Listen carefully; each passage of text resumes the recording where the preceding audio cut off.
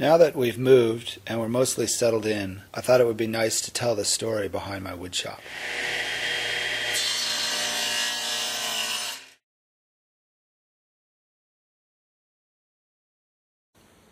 Why did you want to move? It's time to think about schools for the kids, and I wanted a bigger backyard for them and a quieter street. We were kind of on a busy street, so they were getting older and ready to play outside. I thought maybe we started looking around and see what else was out there. And also, you were outgrowing your shop. I saw this as a way to get a much bigger, better shop in my basement. So the problem was we started looking, was it's really hard to find a house in the city that had a shop. Right, even a yard big enough, to have a shop.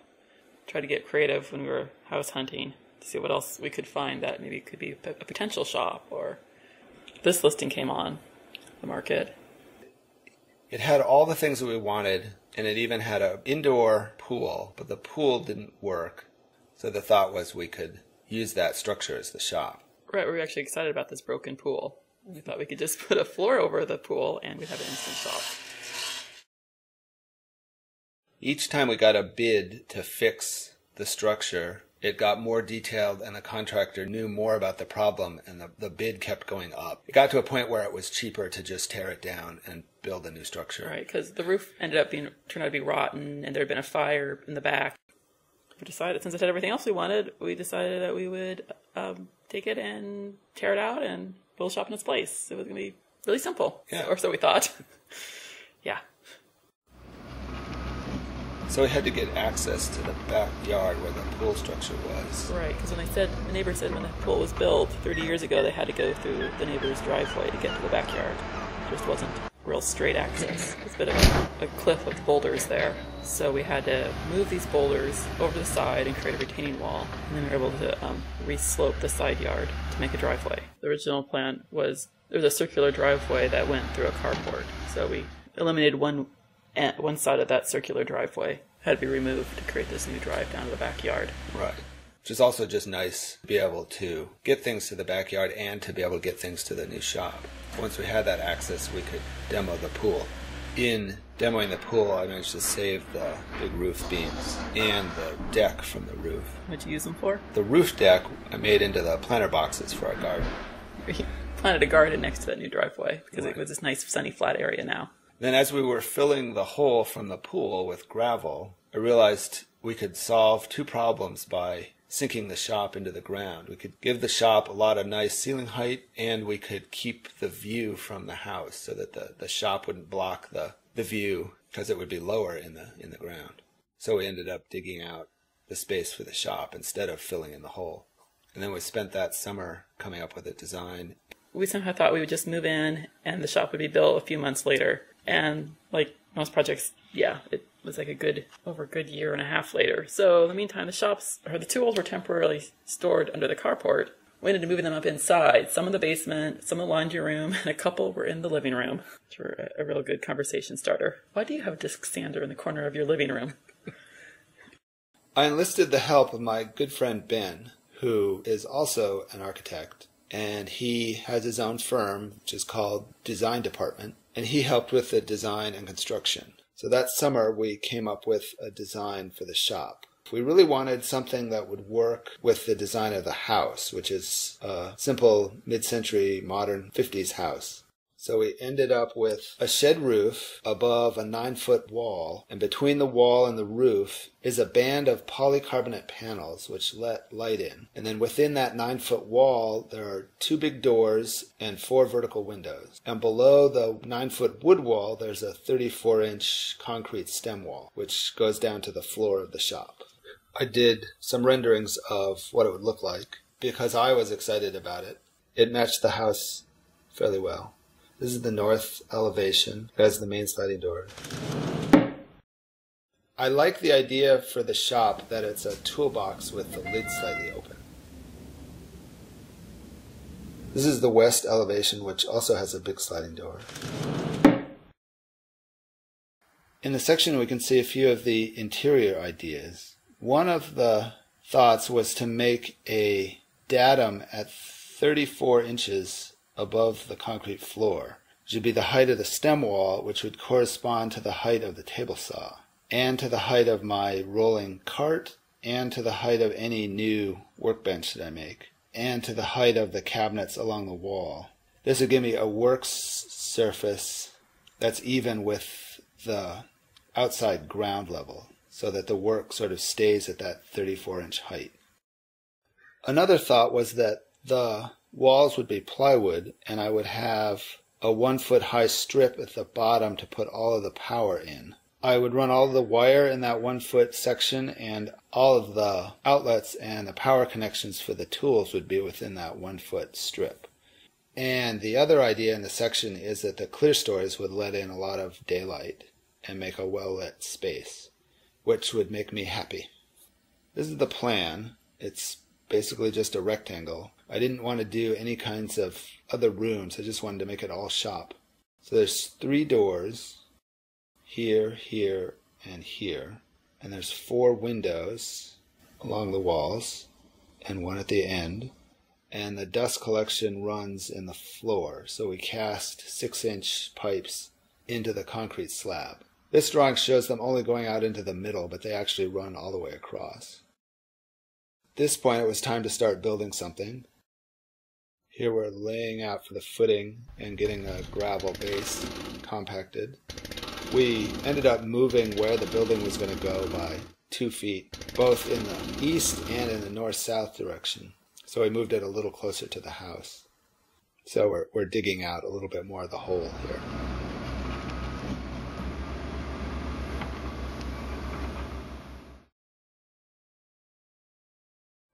Starting to make space for the footings and starting to put in the formwork for the footings. So there'll be a footing at the bottom of the concrete stem wall.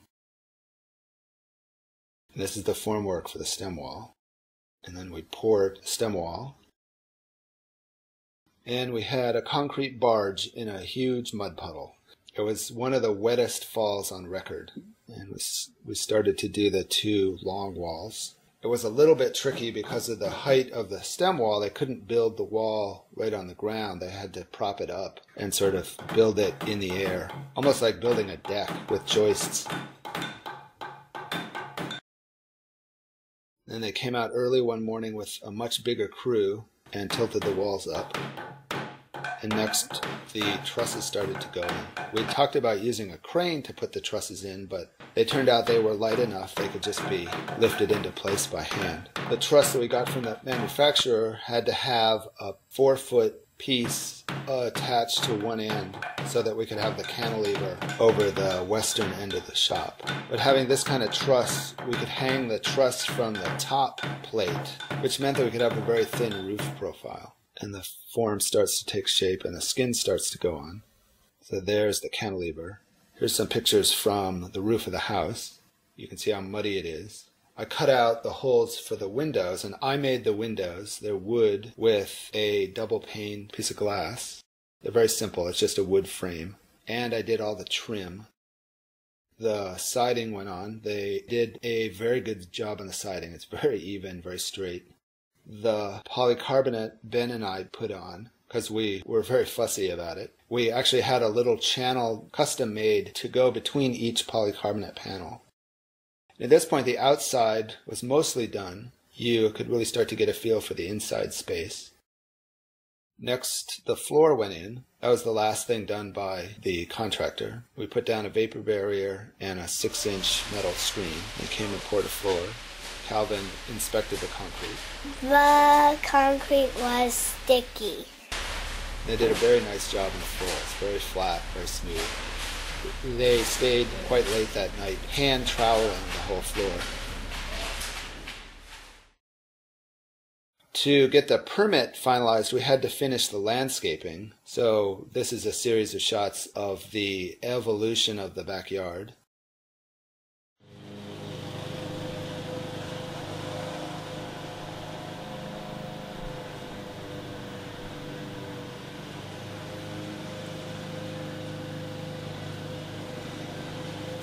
Once the contractor was done, I did the interior, and the first thing to do was the wiring. And the first thing with the wiring was to get the lights in so that I could work at night and have some light out there. Next, I put in the insulation and did the ceiling. And I realized I was going to have plywood walls and a concrete floor and loud machinery. So I needed to have something in the ceiling that would soak up sound. So I made a series of burlap panels with that insulation in them. And those are my ceiling panels, and they help to soak up the sound in the shop. And they actually work quite well. This narration that I'm doing right now, I'm doing in the shop, and you can hear that it's a very quiet, dead space. I put up soundboard on the eastern wall to try and help mitigate the sound towards the neighbors. So you can see how the wall has gone together. There's a 34-inch concrete stem wall at the bottom. Then there's a 12-inch strip of power supply. And then there's two 4-foot sheets of plywood, which makes a 9-foot wood wall. And then above that is the polycarbonate. One of the main design principles of the building was that it's all laid out on a 24-inch grid. So the studs fall along that 24-inch grid, and the doors and the windows all fall within that pattern. For the windows, there's no headers because they fit within that 24-inch pattern. And that also means putting up the plywood sheathing on the walls was very easy too, because I didn't have to cut very much. And the ceiling follows that pattern as well, where I have an 8-foot strip between the lights, and the lights are 2 feet wide, and it all falls within that 24-inch pattern. This is the wood storage. The tool layout I worked on. For the tool layout, the area near the door is for material prep. So the wood storage rack is there, and the big radial arm saw is there for cutting pieces to length. And the joiner and planer are in that area for getting wood straight and true and ready to be used. And the big ripping table saw is there. So this gets the wood ready for the central area, which is where the bulk of things get done. And it's centered around the smaller table saw and the future work table. And all of the smaller machines ring that area.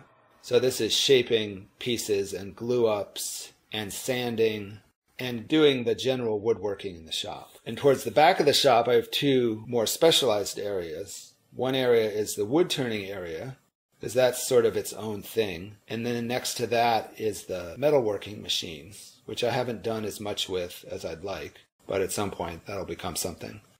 So it was move-in time, which I did on 2 separate days. I rented a skid steer with forks on the front, and I found that works great for moving heavy tools around.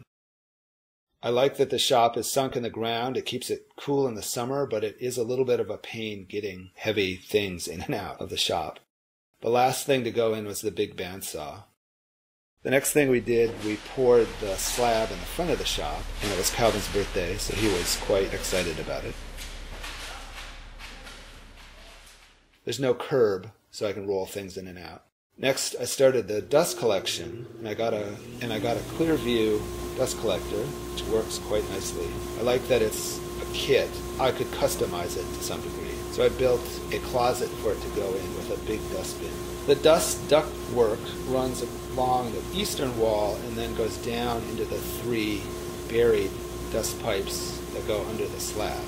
And they come up in different points within the shop. I brought the cabinets from the old shop that the radial arm saws sit on. So they're now on the eastern side of the shop and hold the radial arm saws. And the dust collection runs behind the radial arm saws under the work surface. And the last thing to go in was the French cleat system, which I have all the shelves and a bunch of hooks attached to. It's nice because I can move things around.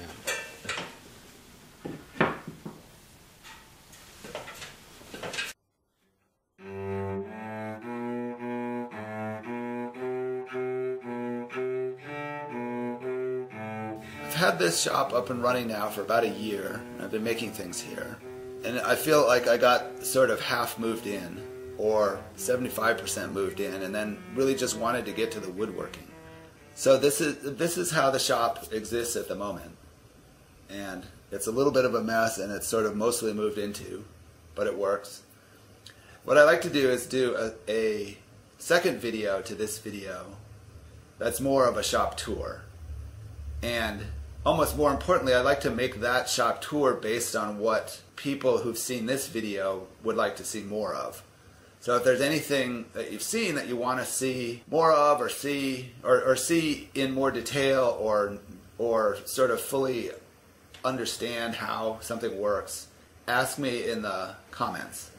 And I'll do a second video that'll be based on what people want to see and not so much just what I want to show.